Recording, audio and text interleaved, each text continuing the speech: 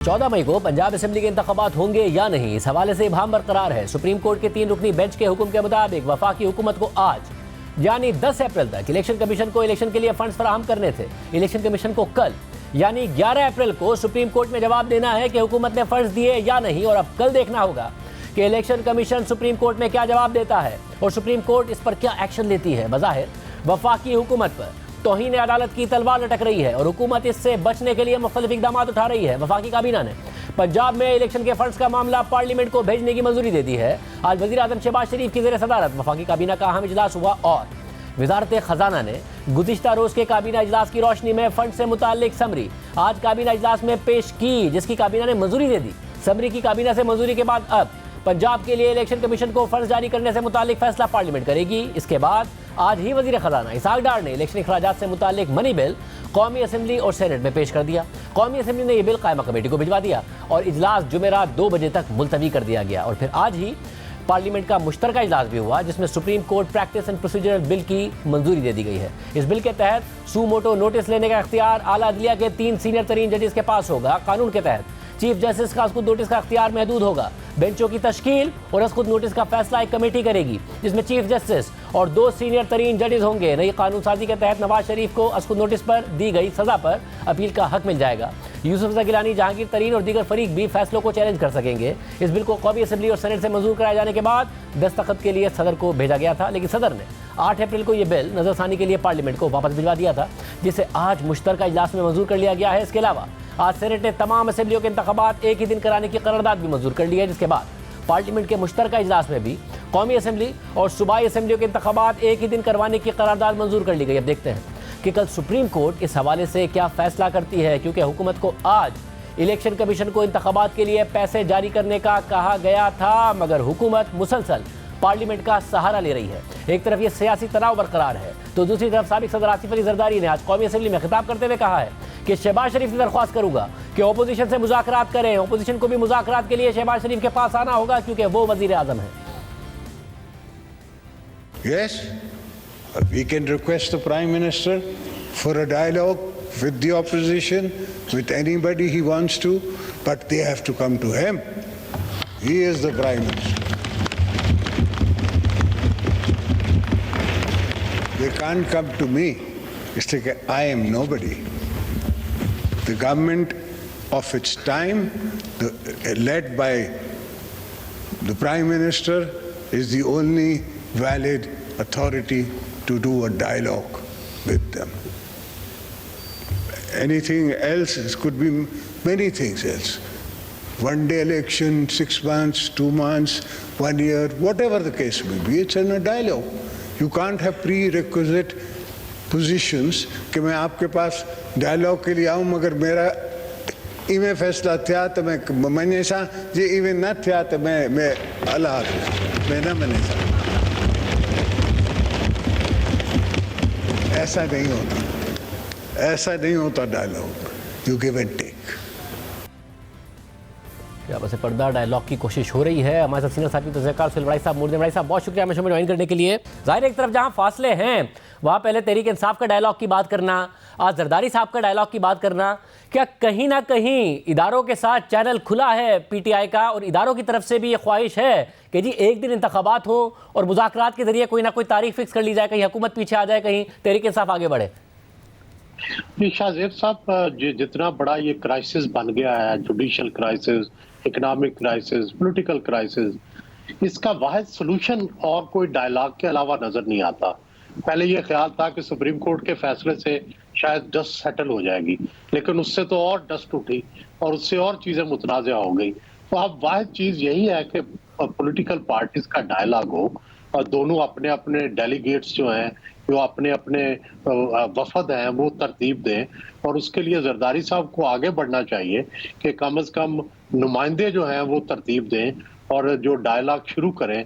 पहले हुकूमत को इनिशिएटिव लेना चाहिए कि हुकूमत ये डायलॉग की दावत दे और चाहे उसके लिए इलेक्शन पोस्टपोन भी करने पड़े, एक दिन इलेक्शन करवाने पड़े, और पीटीआई को भी मानना चाहिए। और पीटीआई के अंदर भी ये लचक हमने महसूस की थी कि वो डायलॉग में लचक दिखाने के लिए तैयार हैं, वो नवाज शरीफ की वापसी के लिए भी लचक दिखाने के लिए तैयार हैं, वो इलेक्शन की एक डेट के लिए भी लचक दिखाने को तैयार है। तो मेरा ख्याल है कि हुकूमत को भी इस सिलसिले में लचक दिखानी चाहिए और दोनों तरफ कॉन्फिडेंस बिल्डिंग मेजर्स करने चाहिए, जिससे अगला पाकिस्तान का जो फ्यूचर है कम से कम वो सिक्योर हो। मतलब मगर इस वक्त सिचुएशन में फंस नहीं गई है हुकूमत कि कल से हो सकता है कि 11 तारीख है, आज फंड्स रिलीज करने थे इलेक्शन कमीशन को, नहीं किए गए, पार्लियामेंट से उसको मंजूरी से उसको नथी कर दिया गया कि एक तरफ अब सुप्रीम कोर्ट का फैसला है उसकी पासदारी करें या डायलॉग करके मामले को आगे बढ़ाएं, ये कैसे होगा? देखिए जी, अब तक जो हुकूमत के इक़दामात से नजर आ रहा है वो तो 14 मई को इलेक्शन करवाने को तैयार नहीं है और ऐसा लगता है कि उनकी जो एनएससी की मीटिंग हुई है या फौज से जो इंटरलॉक हुआ है उसमें कोई उन्हें मुखालफत का सामना नहीं करना पड़ा। ऐसे लगता है कि हुकूमत और एस्टेब्लिशमेंट एक पेज पर है और वो जाहिर है उनकी हुकूमत पर कोई दबाव नहीं है कि वो अदलिया का ये 14 मई का हुक्म माने। और जब ये दबाव नहीं है तो इसका मतलब है कि हुकूमत ये हुक्म मानने के लिए जो भी जिस हद तक भी जाना पड़ा वो जाएगी। तो उसके लिए उन्होंने इकदाम शुरू कर दिए हैं। सबसे पहला कदम तो यही है कि पार्लियामेंट में वो ले गए हैं और अब अगर या तो ये करे कि अदलिया जो है वो सबको नाअहल करार दे, ये भी बड़ा मुश्किल है, पार्लियामेंट के खिलाफ भी करना। पहले भी अदलिया की तारीख को इतनी अच्छी नहीं है, पहले भी 2 वज़ीर आज़म को फारिग कर चुकी है और उस पर भी कोई अच्छा रद्द अमल नहीं आया। तो अब इस वज़ीर आज़म को भी और हुकूमत को भी मेरा ख्याल है फारिग करना बड़ा मुश्किल होगा। दूसरी तरफ जजेस के अंदर डिवाइड है, जजेस की एक बहुत बड़ी तादाद जो है वो चीफ जस्टिस साहब के फैसलों के खिलाफ है। तो ऐसे में बड़ा मुश्किल है कि हुकूमत को नाअहल करार दिया जाए या वज़ीर आज़म को नाअहल करार दिया जाए। इसलिए मेरा ख्याल है कि दरमियानी रास्ता निकलना चाहिए और दरमियानी रास्ता वाहिद पॉलिटिकल डायलॉग का है, जिससे मुज़ाकरात से, गिव एंड टेक से मामलात को आगे ले जाया जा सकता है और ये क्राइसिस जो है ये भी हल हो सकता है। अच्छा, तो एक तरफ जब सुप्रीम कोर्ट का फैसला है और इमरान खान समझते हैं कि हुकूमत को मानना चाहिए, नहीं मानेगी तो इमरान खान साहब के खिलाफ के पास बयानिया बनाने के लिए बड़ा ज़बरदस्त एक मौका है, तो ऐसे में वो डायलॉग की बात क्यों करेंगे? क्या उन्हें नज़र आ रहा है कि ऐसा ना हो कि फिर अक्टूबर से भी आगे इलेक्शन चले जाएं? कोई बंद गली नज़र आ रही है इमरान खान साहब को कि ऐसे मौके पर वो डायलॉग की बात कर रहे हैं जब एक तरफ आगे सुप्रीम कोर्ट का फैसला खड़ा है हुकूमत की और कंटेम्प्ट की तलवार लटक रही है? जी देखें, इमरान खान साहब को ये पता है कि हुकूमत अकेले ये फैसला नहीं कर सकती, इस फैसले के पीछे एस्टेब्लिशमेंट भी है और इमरान खान में इतनी ताकत नहीं है कि हुकूमत और एस्टेब्लिशमेंट दोनों से लड़ सकें और दोनों को हरा सकें। पॉपुलैरिटी जो है वो, मकबूलियत जो है वो भी कबूलियत के बगैर काबिल कबूल नहीं होती। तो उनको अपनी मकबूलियत को अगर कामयाब करना है तो उसके लिए उन्हें कबूलियत के लिए रास्ता बनाना होगा और डायलॉग जो है ये एक वाहिद रास्ता है कि वो पॉलिटिकल डायलॉग करके और ये एश्योरेंस करके कि वो इंतकाम नहीं लेंगे, वो ना एस्टेब्लिशमेंट से इंतकाम लेंगे ना अपने सियासी मुखालफों से इंतकाम लेंगे और अपना रास्ता हमवार कर सकते हैं। मतलब मगर इस वक्त आपको नहीं लगता कि मकबूलियत इतनी है इमरान खान साहब की कि अगर कबूलियत ना भी हो और इलेक्शन उन्हें मिल जाए तो इलेक्शन डे मैनेजमेंट अब हो नहीं सकती है उनके खिलाफ, वो इलेक्शन जीत सकते हैं? ये दुरुस्त है, लेकिन कोई ऐसा रिस्क लेने को तैयार नहीं है, इसीलिए तो हुकूमत और एस्टेब्लिशमेंट इलेक्शन नहीं करवा रहे। उनको अगर ये अंदाजा हो कि कोई मुकाबला अच्छा है तो शायद वो इलेक्शन करवा देते। उनको अंदाजा है कि इस वक्त के इलेक्शन में इमरान खान जो है उनकी जीत सामने नजर आ रही है, तो कौन है जो खुद फंदे में फंसना चाहे। तो इसलिए वो जाहिर है दोनों हुकूमत और एस्टेब्लिशमेंट दोनों ही नहीं चाह रहे कि फौरन इलेक्शन हो। वो चाहते हैं कि इलेक्शन अक्टूबर में हो या अक्टूबर से भी शायद वो लेट करना चाहते हैं, लेकिन मुमकिन नहीं है अक्टूबर से आगे जाना, मुश्किल होगा इस सुप्रीम कोर्ट की मौजूदगी में। और हत्ता के जो जजेस हैं जिन्होंने इख्तलाफी नोट भी दिए हैं वो भी शायद 90 रोज के इलेक्शन या आइन के अंदर दिए गए जो इलेक्शन का टाइम है उस पर मुतफिक है वो।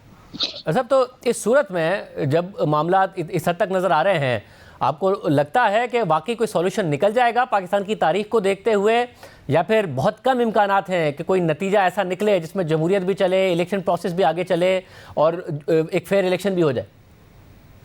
देखिए, जब हर तरफ से ऑप्शंस बंद हो जाए तो फिर नतीजा निकल आता है। क्योंकि ऑप्शंस बंद हो चुकी हैं, ना सुप्रीम कोर्ट की तरफ से कोई रास्ता निकल रहा है, ना एस्टेब्लिशमेंट की तरफ से कोई डायलॉग हो रहा है, ना कोई राब्ते हो रहे हैं खुफिया।